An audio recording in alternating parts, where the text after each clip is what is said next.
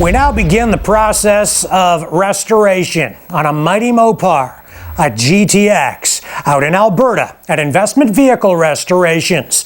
This is the first of many stories or segments we will be doing on this restoration with Terry and Josh LeVar. Check it out. It took a little bit of convincing. I wasn't fully on board yet, but my dad kept saying to me, you know, you're going to love this car. You're really going to like this one. You're going to like it better than your other one.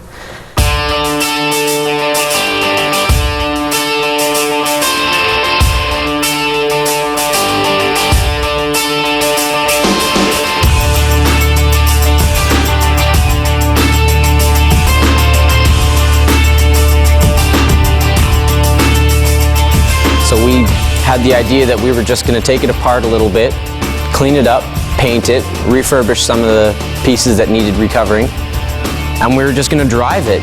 But once we got into making some repairs, we noticed that the damage on the car was so extensive that there was no way it would pass an out of province or be safe on the road. We decided just to go ahead and build an award-winning show car, full extent. When you have this much damage to deal with, it's always scary cutting so much of the car away. You have to remove the rust and the damage in order to see what you're looking at before you can repair anything or put anything on the car to make sure it fits. We chose to go with some of the used structural components from other cars that weren't in any accidents or have any damage on them, so that we would know that the car was square when we put the structure of it together. All right, now that the car has been primed, it's very important to make sure on a show car that you get the panels really straight. So what we're going to do is we've got what's called a guide coat.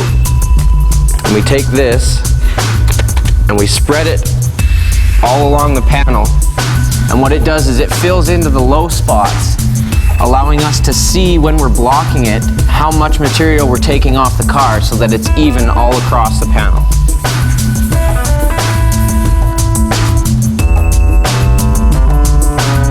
And now we're ready to get the block out and start taking material off.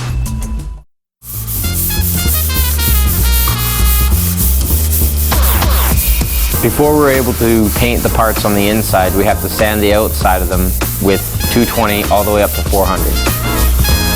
Before I had the experience to do large flat panels perfectly on a high-end show car like a hood and a trunk lid, you have to start somewhere and you have to practice on less complicated panels like the doors and the valances. And so right away we can see which areas are low. The dark areas are low and the bright areas are high. And there's discrepancies throughout the height of the panel all the way along. And that's what this is for. This is going to make it uniform all the way across with a little bit more blocking. He's got a foresight, and when he can see something done, that's the way it's going to be.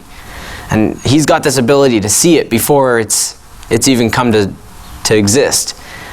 And you know, he kept saying, you know, it's gonna be really nice. And he went ahead and ordered a bunch of parts for it. And when they came, I remember opening the box and pulling the seat covers out, and they were orange and black, and they're really sharp looking. And that's what sold it for me. That's when I was able to start to see the finished product and what we were heading towards. We will continue to follow the restoration of that GTX right through to its completion, and then we'll follow it on the Canadian show car circuit until it's finally auctioned off. Don't go away, there's more SST just around